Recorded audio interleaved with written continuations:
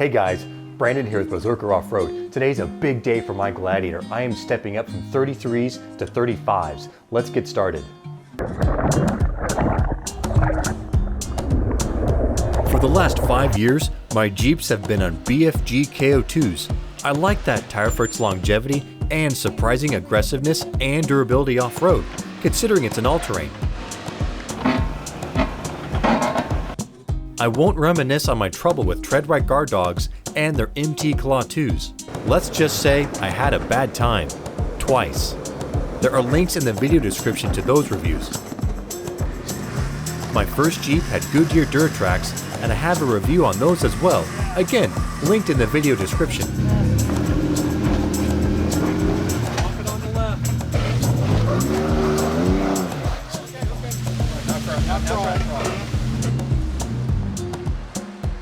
After wheeling my Gladiator on stock 33s, I knew 35s were in order.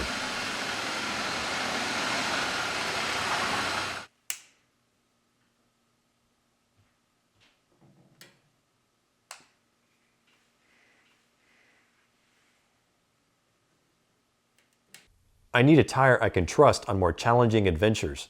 That's why I bought my truck after all, to take my family and I far and away. When I bought my Gladiator, it came with Falken Wildpeak MTs. I was so impressed with how they performed when I wheeled them that I knew they were the tire I needed in a 35. They bit into rocks and held their ground on climbs. They're also quiet on the road and have ample siping for wet weather. In a few years, I'll review them too. The 35s aren't much larger than the stock 33s, but those extra inches add up to $260 a tire. So why 35s and not 37s? The upgraded Dana 44 axles on the Rubicon can certainly handle the larger meets. It comes down to personal preference. The last 5 years I've wheeled 33s, so I'm used to smaller tires. The 35s feel massive to me, so 37s would be a luxury. Plus, the stock Rubicon suspension on the Gladiator can handle 35s. At full stuff, there's no rubbing.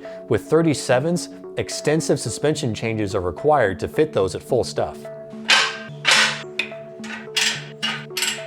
I chose the AEV Pintler wheel because it's designed specifically for the JL and the JT. The back spacing, offset, and looks are exactly what I was looking for. The YouTube channel Driving Line has an outstanding video on their channel that goes through all the features and detail of this wheel. Now, so I don't recreate the wheel here, I encourage you to click the link in the description and go check that out. That video is responsible for me choosing this wheel. AEV Pintler wheels are cast instead of forged. Pintler wheels use A356 aluminum, an alloy typically used in high-velocity aircraft parts. Neat! They're tested to handle up to a 40-inch tire.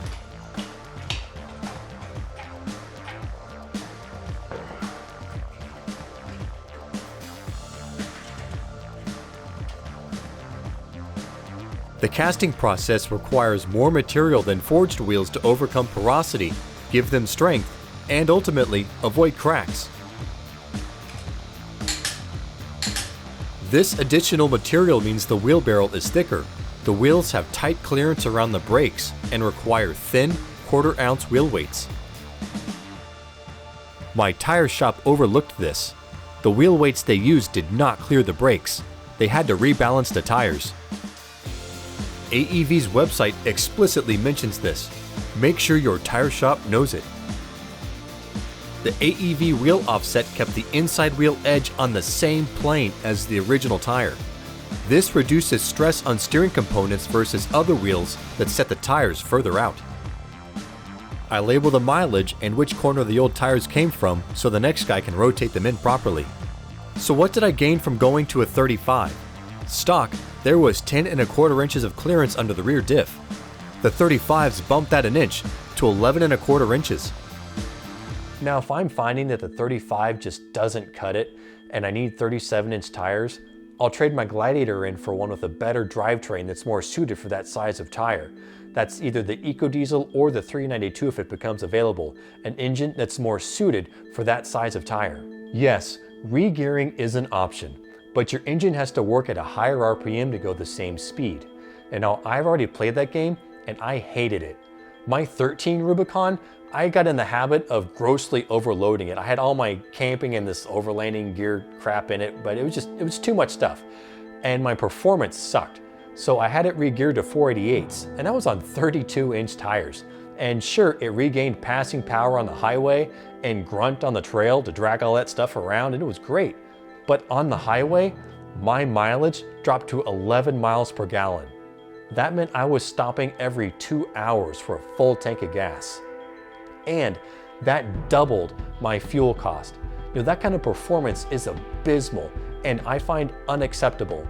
That's why my Gladiator, if I'm finding I need 37-inch tires to go the places I want to go, I'm just going to trade in on a Gladiator with a different drivetrain, whether that's the Eco Diesel or the 392 if it's available. Just something that's designed from the factory to handle that kind of tire. I bought the Jeep Rubicon Gladiator because from the factory, it's the closest vehicle out there to what I need my adventure rig to do. And that's a critical point. Buy a rig that's designed from the factory for what you need it to do. Minimal changes are required then to dial it in, and that increases the reliability and longevity. The more you change, the more that can go wrong. Swapping the spare is simple. The lug wrench is under the passenger rear seat. Connect 2 lengths. The bulged end towards the truck.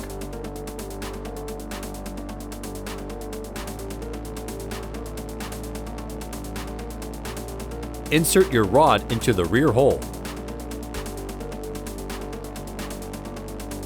Twist to drop the spare.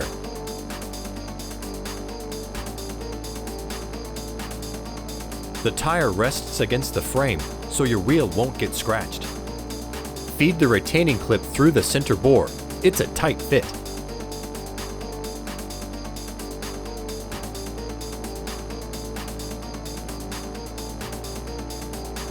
Hoist up and you're done.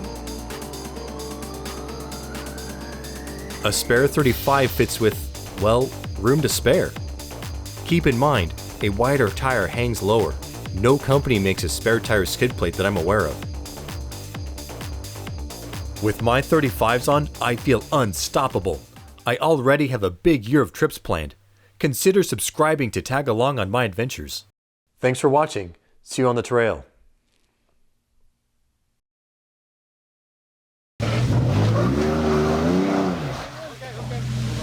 Now,